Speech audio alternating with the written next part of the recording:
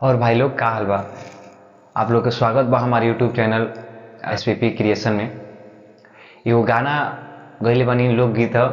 आप लोग के कैसन लागल बा? अगर अच्छा लागल होई लाइक करी, कमेंट करी। धन्यवाद।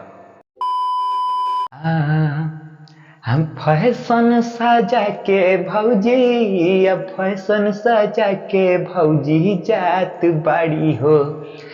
भौजी जात बाड़ी हो कि जब से भैली महटराइन नाला जात बाड़ी हो। जब से भैली महटराइन नाला जात बाड़ी हो। फैशन सजा के भौजी, फैशन सजा के भौजी जात बाड़ी हो कि भौजी जात बाड़ी हो कि जब से भैली महटराइन नाला जात बाड़ी हो। जब से भैली महटराइन नाला जात बाड़ी हो। कहेली की दू जोड़ा दू हुआ जीरो, आईने कर पढ़ावल लइका बनी है सहीरो।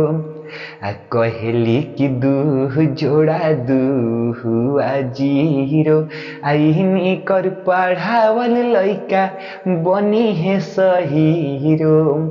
आंटी कहला पर भौजी, आंटी कहला पर खिसियात बाड़ी हो।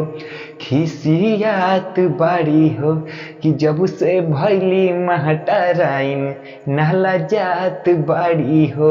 जब से भैली महटराइन नाला जात बाड़ी हो। फैशन सजा के भौजी, फैशन सजा के भौजी जात बाड़ी हो। भौजी जात बाड़ी हो जब से भैली महटराइन नाला जात बाड़ी हो। जब से भैली महटराइन नाला जात बाड़ी हो।